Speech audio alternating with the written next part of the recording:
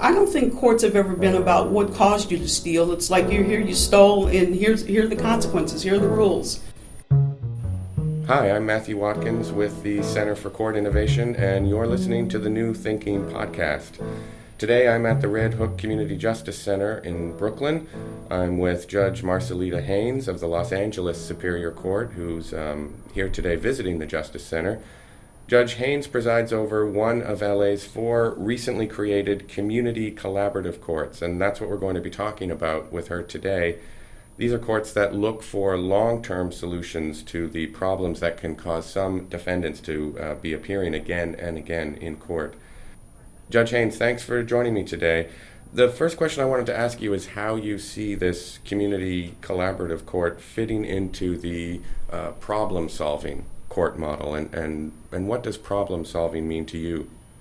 Well, what we saw in LA is that just a rise in homeless population and the way they were coming to court with the type of crimes they were committing. Clearly those that are lifestyle crimes and others that were escalating because we weren't dealing with them at an early enough stage. Also the mentally ill, we've just a tremendous rise within the county jail in the number of mentally ill patients they have. And I'm talking about chronically and seriously mentally ill. I think they went from like 5 years ago, 800 or 900 defendants to something like to 2,000 to 3,000 defendants within the system. As well as we saw that our youth getting out of foster care they're not dumped, but there's no safety net. You're in foster care today, you're 18 tomorrow, and then it's here's a little money, go take care of yourself, which then forced them being on the streets in an environment generally in the area which is the lowest economic scale of what are you going to do when you have no skills. Well, there's a drug dealer who's driving his Bentley, his Rolls, or his Ford Mustang, whatever it may be, and you've got this 18-year-old kid who everyone says is not going to do a lot of time. So that was a population we saw. And then the awareness of victims of human sex trafficking, always the women being arrested, and then we're putting them back on the street with a record, which helped prevented them from getting their education, from getting jobs, that we needed to deal with them because as they got older, we saw more theft-related crimes. And our veterans, most of the veterans programs that we had looked at had requirements of either you had to have served in active duty in terms of warfare of some sort, and you had to have a diagnosis of certain things to be in. The court, the DA, the public defender, and the police saw that we had an area that we needed to reach in all these areas, and that we felt as if we came together that we could create programs, reach out to the community to bring in not just substance abuse treatment providers, but deal with the VA and be able to be supportive to the VA with additional community programs. Actively get the police to realize there's another way to deal with the youth as we bring them in, that we can get them education, we can get them housing. So those target groups were really the thing that kind of promoted the court, the police, the district attorney, the public defender in our county to look at what can we do to change this rising volume. Because we clearly cannot keep incarcerating people for 2 reasons. 1, we don't have the finances to keep incarcerating people. 2, a lot of them don't need to be incarcerated. We need to do something else to keep. I used to see the same person like every 6 months, give him, here's 18 months state prison, 8 months later you're out, you're back again with the same crime. Because I sat in the same courthouse for so long, I got to know families very well. And I wasn't the only judge seeing that. So I think all of those things came together at a time that the public became aware in the state of California that we can't keep warehousing people and not provide services to treat the underlying causes.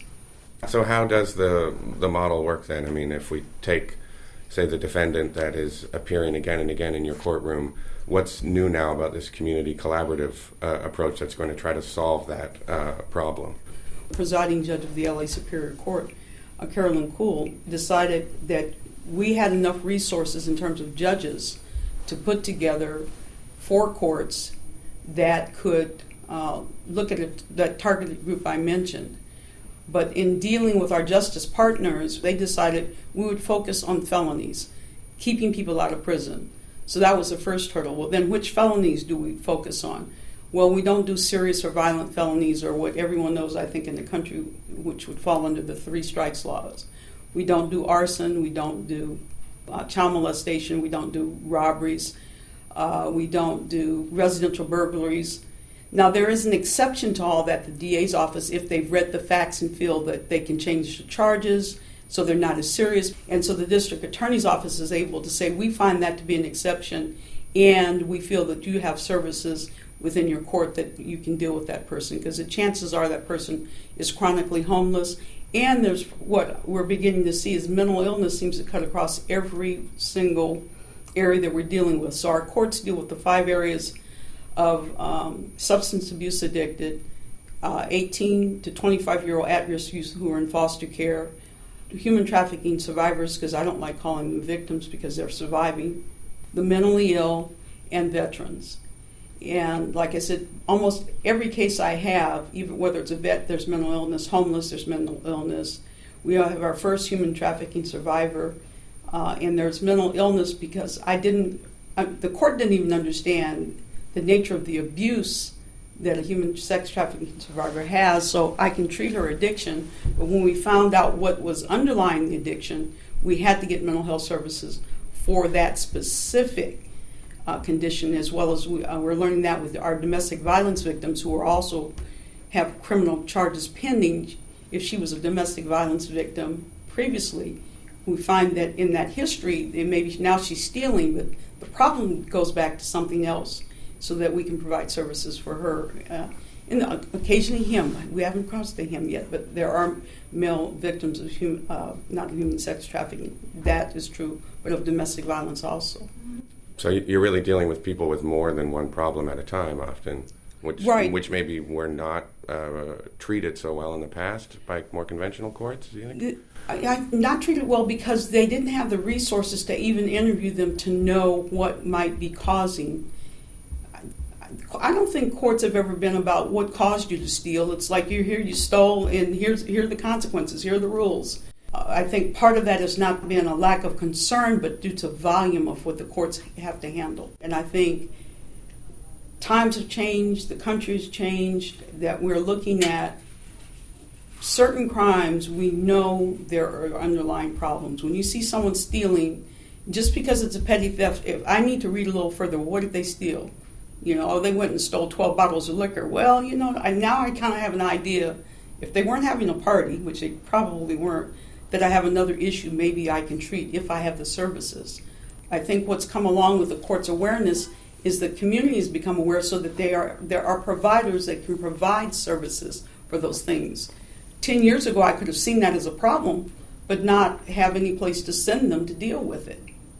And now at least I have some places. We still don't have enough places because we don't have enough money going into private agencies or public agencies to provide for housing.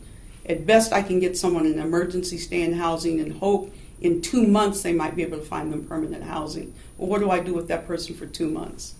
Well, what we do is you come to see me every week, and I babysit you, and I encourage you so that you don't reoffend while I'm trying to get the services to you. With our mental health, sometimes it takes us 3 to 6 months to even find some place before we can release someone from custody because lack of beds, which is a lack of funding. So our next place that we really need to emphasize is with the legislature that they have the concept of us doing this, but they've got to fund the agencies, not just the court. They've got to fund the agencies that will provide the housing, that will provide the counseling, that will provide the drug treatment, that will provide mental health treatment.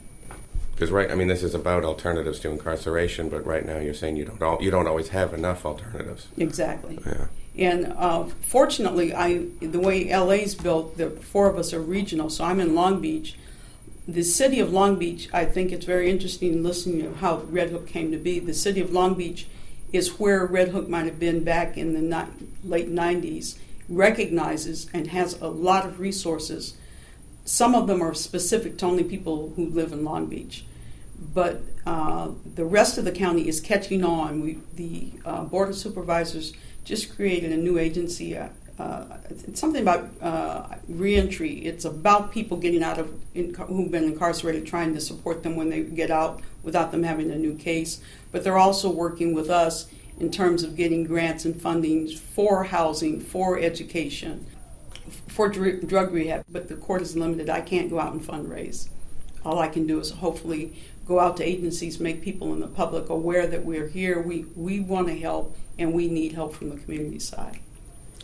Yeah, I mean, and on the community side, I mean, we're here today, as you just mentioned, at the Red Hook Community Justice Center, which is a community court and a community center very much embedded in its community. But it sounds like with these collaborative courts in LA that you're really trying to take this problem-solving model to scale. You're dealing with a much larger population. Yes. And I'm wondering what are some of the challenges or maybe even opportunities with taking this kind of model to scale like that? Right now, I think all four of us got started up and running November of 2015. And it's become, I think all of us found there's a lack of education. First of all, letting our judicial officers know that we're there, because we're planning a webinar, in fact, in February for the entire county to explain. Because the judges ask me, well, what do you do? What kind of cases do you take? We've been around a year, and I'm talking about people I work with in the building, don't know what I do, and I've explained it more than once, so that we can take time to really explain it to them. What kind of cases do we take? What kind of work do we do? And then they want to know, if I send you a case, do you really have the resources, or is this just something that looks good? To let them know, to educate them that we do have the resources, limited as they may be, but we do have the resources. When we say that we want the homeless and we're going to connect them with housing, we do have those connections and we do have the support. The other part I found is not just educating the judges, it's educating the defense bar in what we do, that we're there. But also, yes, your client can get out of jail in 5 days, but he or she's going to be back in a month. And if they take probation, yes, it sounds onerous, but it really isn't. You're going to see the same probation officer, the same judge, and we are a family that if I need to see that person once a week to be supportive, I can do that. That way I'm seeing them not with a new case, but I'm encouraging them, or if they've slipped, I can say, hey, I'm a little disappointed in you. What can we do to help you not slip? And changing that whole thought process from the defense bar. Then, of course, you have the prosecution has to change the concept of everybody goes to jail, once in prison, always in prison is the offer. And then the defendants. What's easier, to take, time served and get out because you're a drug addict and you just want to get out? It's harder to say, you know what? I'm going to go on probation supervision for 3 to 5 years. I'm going to be monitored. I'm willing and I'm ready. So I think where we're at is educating in all those areas, as well as letting the community know that we are there. And if you have loved ones in the system, make sure their attorney knows that you can go to Long Beach Department, South 12, and maybe you can get your case there, and maybe we can help you. I tell all of my defendants I'm here from 9 to 12 and 1:30 to 4:30, because that's the court's hours. You want to stop by and say hi, you can say hi. If that's what it takes, to be supportive, to let them know we're a family here. Your family previously may have disappointed you, but your court family will never disappoint you. Either you can see the judge, we'll find your attorney, or you can talk to a probation officer. Whatever you need. What do you need? We're here to provide what you need. Did you think in those terms of the court as a family? Prior to starting this work on the collaborative courts? You know what? I've talked to defense attorneys about that, and they said I've probably for the last 24 years I've had a component of that kind of in the work I did. But when you're doing someone who's raped their 6-year-old child for months, there's not a lot of family. But when the war on drugs was at its height, I did have that feeling of certain people, but I didn't have enough. I had judicial support, but I didn't have resource support to be able, excuse me, due to the volume in the court and due to the resources outside of the court, we really didn't have it to the extent we have now. I've watched it change over the years, so I've always had a component of that. I think I was honored when they asked me to leave a felony trial assignment, preliminary hearing assignment actually, to head up a court like this, where all I did was make a difference. That's the way I see it. My goal is to make a difference in someone's life. And this new model, you feel, really helps you to do that in a way that wasn't available? I guess it's... It wasn't available because the culture wasn't of we're targeting and trying to help. On an individual basis, yeah, I'm sure during the year I helped some people because I've had defendants come back and thank me years later. They're drug counselors, they're still married, or whatever is going on, but not in volume. It's great if you change one life a year. I think that's fabulous. That's one human being that becomes productive, that is voting, that's doing what we all want adults to do. But when you have the chance to potentially, right now I have 21 people, to change 21 people in 1 year is a big difference in changing one. To know that if I pick up the phone right now, I can call LA, I can text my probation officer and say, go and check on Mr. So-and-so, I've got a feeling something's going wrong. That's something I didn't have 18 months ago that I have now. Or I can call a program and say, can you tell Mr. So-and-so I'm out of town, I'm not going to be in court this day, but tell him don't get discouraged, I haven't abandoned them. I didn't have that 18 months ago. There was that sense of it in the court. I'm not the only judge. A lot of judges had it. But to have a systematic structure where you can actually do that, we didn't have. Judge Haynes, thank you so much for speaking with me today. I really appreciate it. Thank you. I've been speaking with Judge Marcelita Haynes of the Los Angeles Superior Court. Judge Haynes presides over one of LA's 4 recently created community collaborative courts. You have been listening to the New Thinking podcast from the Center for Court Innovation. I'm Matthew Watkins. Thanks for listening.